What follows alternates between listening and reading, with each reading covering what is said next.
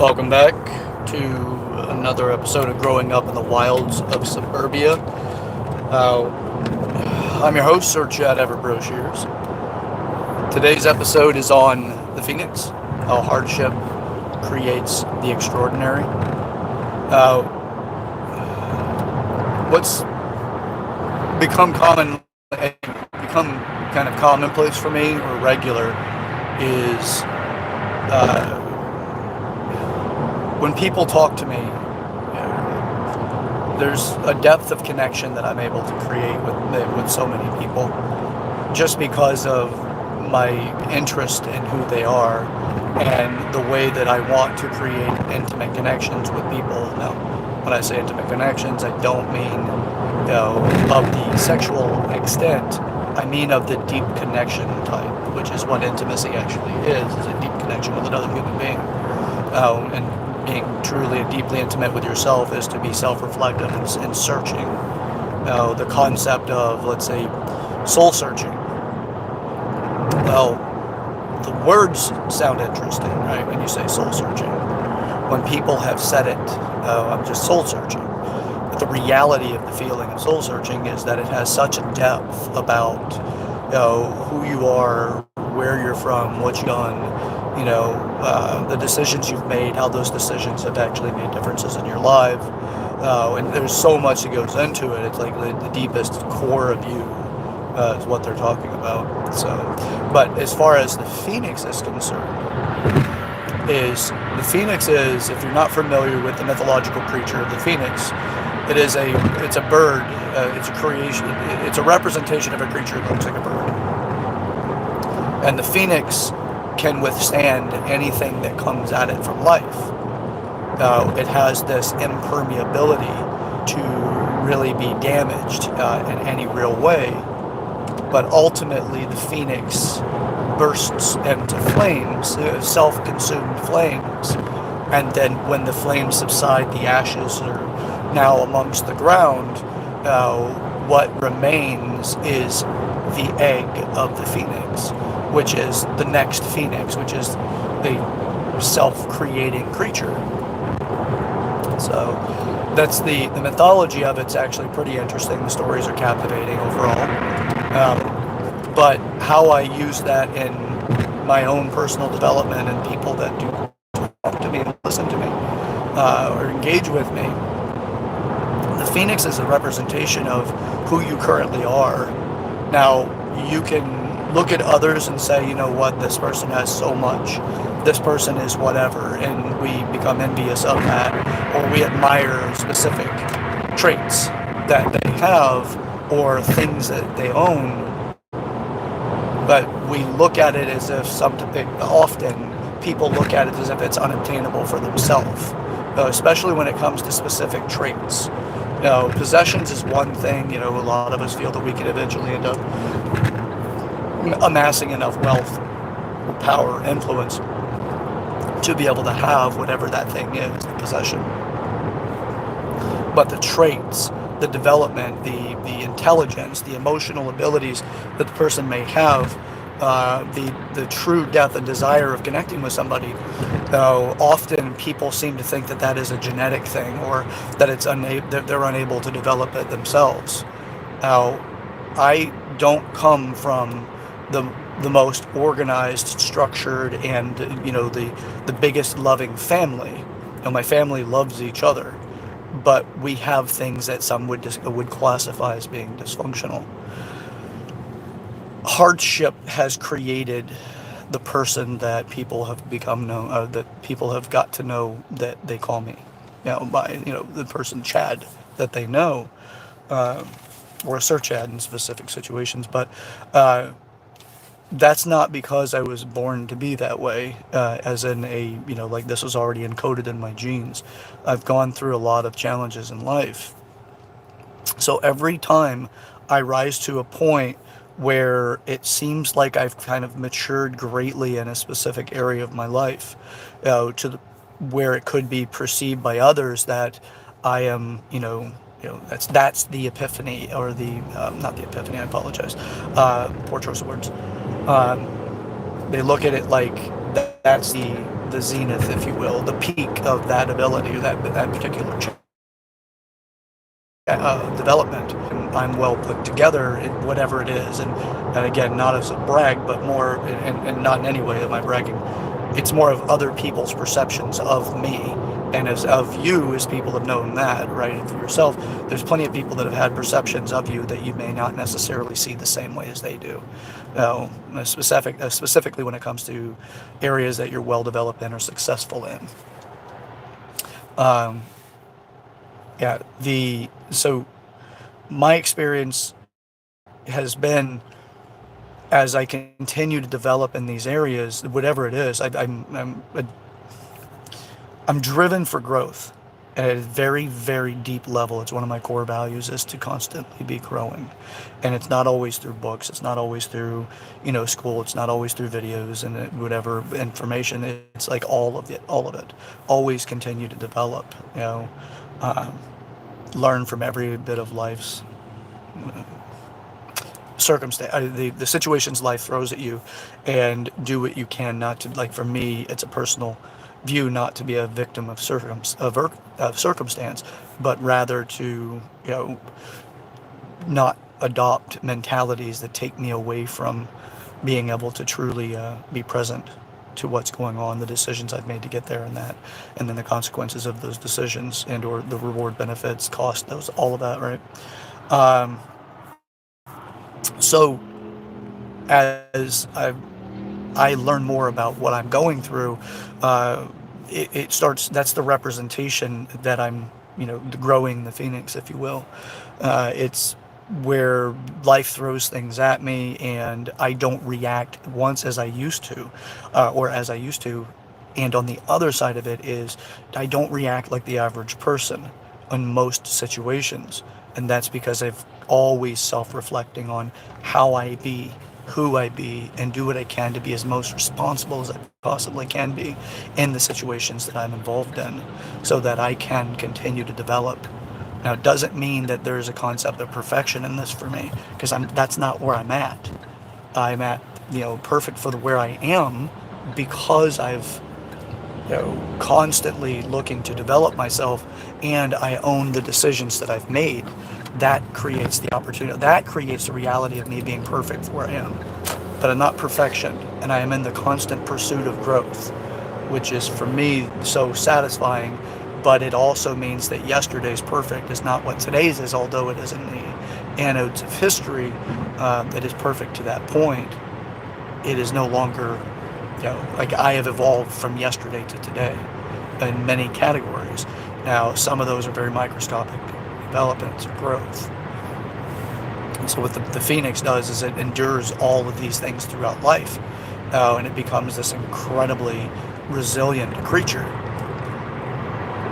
There are times when there are times in its life cycle that it comes to the climactic moment, the conclusion of that particular area's growth, and then it self-combusts.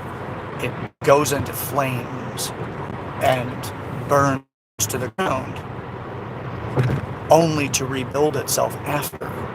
So for what I've gone through in this is I'm constantly working on building up opportunities to become the next person, that next level of myself, the more developed person, constantly after that. So that part of the phoenix for myself is what people may see and say, well, that's a magnificent thing, that looks amazing. Now, where other people would say, if I had that level, I would be happy in life.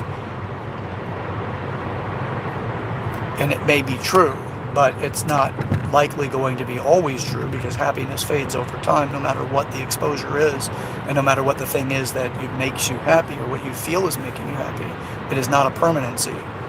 Happiness can become a lot like a drug over time, like heroin, if you will, because you need more and more in order to feel the same as you did previously, as we just adapt to it, and then we nullify the effects over time, even if the stimulus stays the same. Or if it slightly improves, but not enough to keep up with the desire of happiness staying there. But that's another conversation that's inside of the the conversation, the videos that I've made when I talk about stuck on happy or addicted to happy, or the only thing in life that matters is being happy, which is to me a very foolish idea. Now, so what I do to self-evaluate every day to increase the opportunities for my Phoenix to continue to expand, to grow, develop, and giving me the ultimate opportunity to create another life cycle of this, is I ask myself a question every morning. What am I doing that is going to stop me from getting to where I want to be? What am I doing that disempowers me? What am I doing that will rob me of my opportunities for the future? For what my goals are. Sometimes I talk to myself like I would talk to, a good friend over a beer or whatever, and I say to myself, what stupid thing have I done that I'm likely to do today that will stop me from getting to the next place? That'll limit me from being able to create the life that I'm creating. What am I unwilling to let go of so that I can maintain that sense of comfort? So that I do not grow, but I feel like comfortable, like I'm going to hit the snooze button so I can sleep in, that stops me from getting out of bed and getting started, right? What am I going to do today that's going to be my snooze button? What am I going to comfort myself with that will prevent me from moving to that next place? What's stopping me from my core values and myself? What stupid thing is Chad going to do today? And then say, am I going to change that? Or do I need to stay stuck on it a little longer to understand the costs of being stuck on it? Whatever it is. It can be the haunt of a history, or the haunt of unresolved issues, or whatever it is, that can haunt us, right? I don't have a lot of unresolved issues. I have some, but very few, because I have the ability to create resolution, like with my father. He's no longer alive. He passed in 2006. I have the ability to, and I have had the ability to complete my unresolved issues with my father, so that doesn't haunt me. I miss him, but I don't regret him.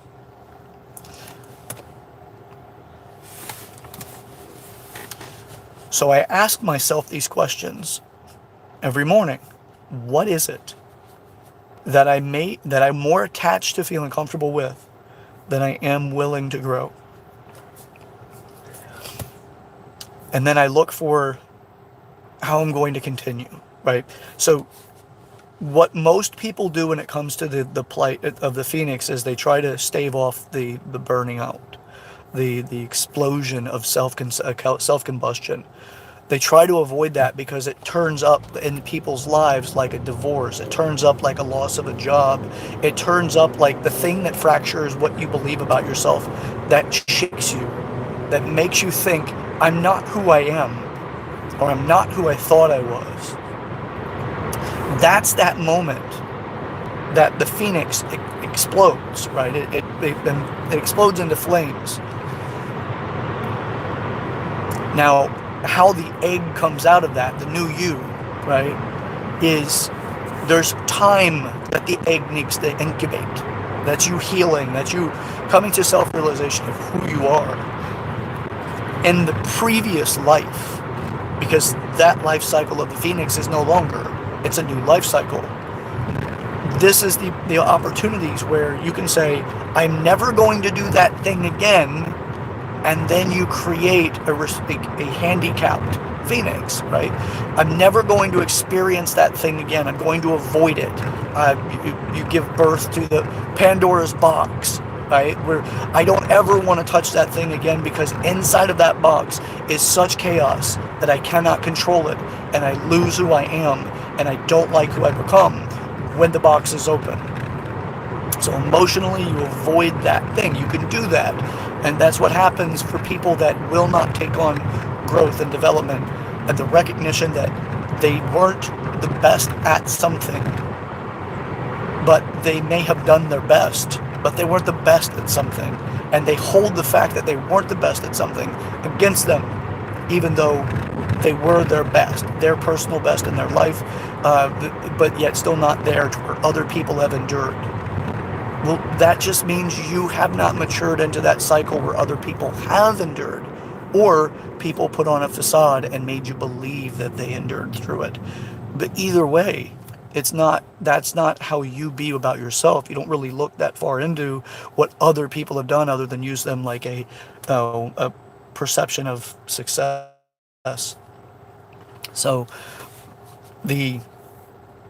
if you choose that you're going to reflect on everything that has happened to yourself, and that the decisions that you have made and the way that you had been the way that you have been previously, if you look at that and say, I will grow through this, I will own all of it, I am 100% responsible. It doesn't matter if another person has responsibility. The only thing you can control in your life is you some of the time. And you have to figure out when those some of the times are. But when you take full responsibility, you'll have access to those some of the time when you have that. Now, but if you choose to say, I'm not responsible, it's somebody else's fault, you're not going to grow through that. You're going to end up with, that last stage. The phoenix will likely never grow again because you refuse to give it what it needs to in order for you to become that next person. Now, I've told my clients, I've told my students, I've told my employees, I've told everyone when I talk about stress with people, that stress is tuition for the future you're creating. You are paying for your future when you go through stress. Now, stress can be an indicator that you don't know well enough about something specific and you need to get better at it. Most of the time that's true. It could be other things, but stress is that tuition that is creating your future. Now, if you decide your future is going to be riddled with avoidance and the lack of responsibility, then yeah, your future is going to be very limited. But if you choose growth every time, to the degree that you can tolerate growth, you will find that your future mature person. So, with conversation, I'm your host, Sir Chad Everett Brochures. Stick with me. It's gonna, but it's well worth it. I'll catch you next time. See ya.